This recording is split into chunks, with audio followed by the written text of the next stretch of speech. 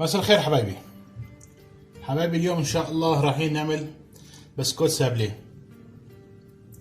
عندي هنا نص كيلو طحين 500 جرام، زبدة 300 جرام، سكر ناعم 150 جرام، وعندي ملعقة صغيرة فانيلا، عندي هنا تقريبا ملعقتين صغار او وسط جوز الهند ناعم، وعندي هنا بدي احط بيضتين، هذول عندي هنا 3، بدي احط 2. طبعا بدي اعجنهم كله سوا.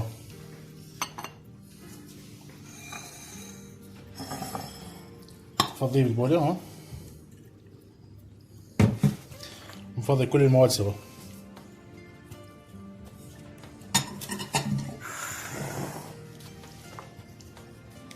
هاي السكر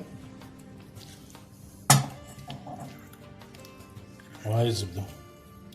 طبعا الزبدة حرارة الغرفة.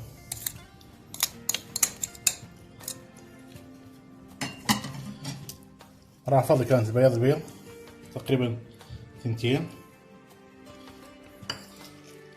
طبعا في امكانية تحطوا بيضة كاملة، بس انا حطيت بيضتين مشان اكسر زنخ اخف. هسه بنعجنهن باليد عادي. هاي العجينة بعد ما عجنتها طبعا قسمتها كاكاو وسادة. عندي هون المكبس او الفرد بيتي فور. عندي هنا اشكال، طبعا راح اسوي الشكل هذا.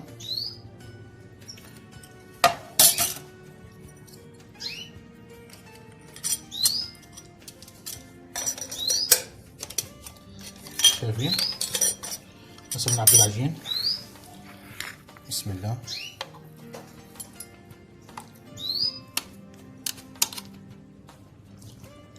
هاي عندي هون الاشكال. طبعا احنا غيرنا الفرد، حطينا فرد جديد. بسم الله. تطلع معنا هالشكل هاي. طبعا انتو هاي عندكم الخيارات، وشو ما بدكم اشكال بتحطوه. ان شاء الله بنجهز البسكوت السابليه. هاي البسكوت السابليه عندي صار جاهز. ادخله الفرن، راح ادخل الفرن تقريبا على درجة الحرارة 170 لمدة 10 دقائق. وهاي البسكوت السابليه صار جاهز. ان شاء الله يا رب يعجبكم، والف صحة وهنا، وكل عام وانتم بخير يا رب. اخواني حبايبي، لا تنسونا بالشير واللايك وتفعيل الجرس واشتراك بالقناة. كان معكم الشيف زكريا. السلام عليكم.